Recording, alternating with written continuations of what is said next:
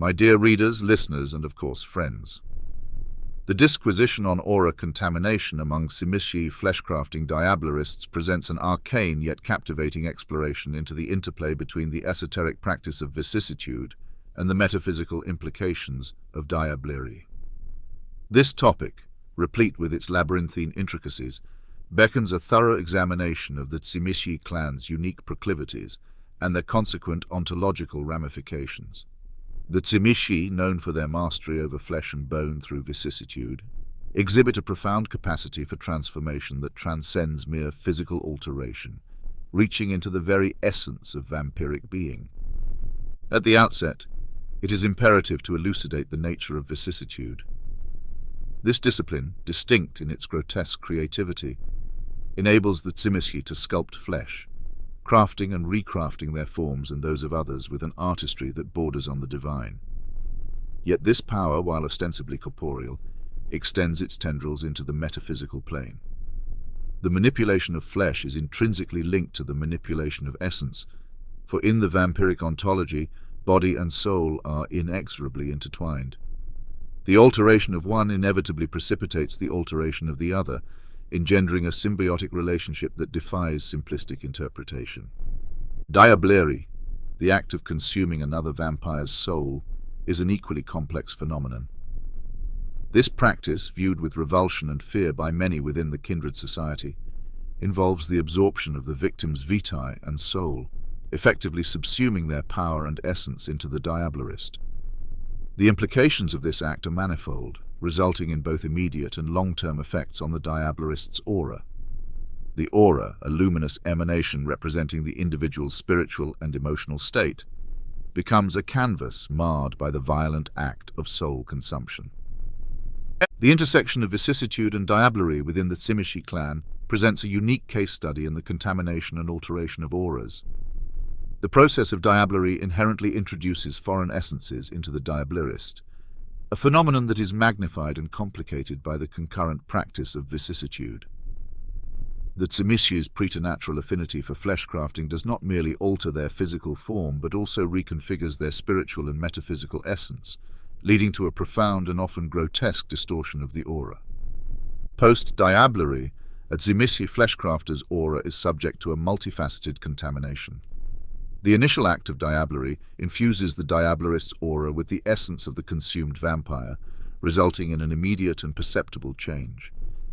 This foreign essence, however, does not remain static.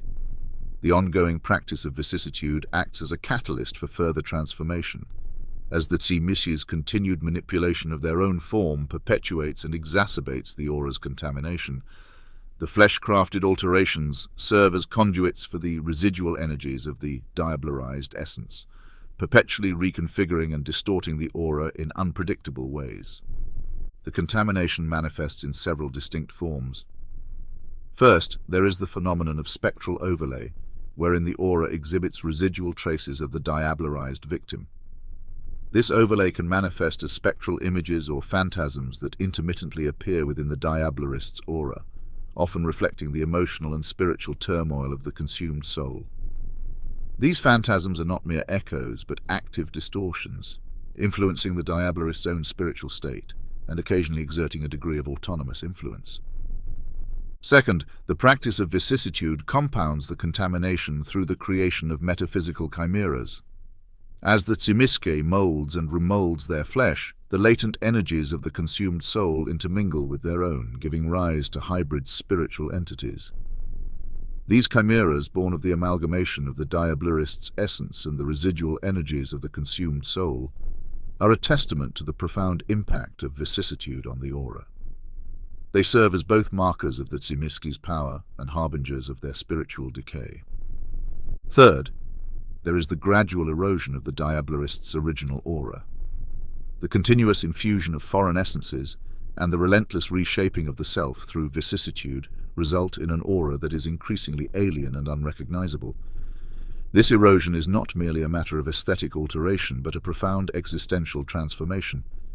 The Tzimisce, in their quest for power and perfection, risk losing the very essence of their original being, becoming something other, something monstrous.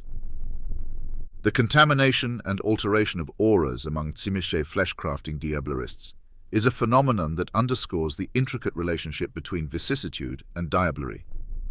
The act of consuming another's soul, coupled with the relentless manipulation of one's own form, leads to an aura that is perpetually in flux, a battleground for competing essences and spiritual energies. This contamination is not merely a consequence of their actions, but an intrinsic aspect of their identity, reflecting the Tzimisce's profound and often tragic engagement with the metaphysical dimensions of power and transformation. The study of this phenomenon offers a unique window into the complexities of vampiric existence, revealing the deep and often disturbing interplay between body, soul, and essence.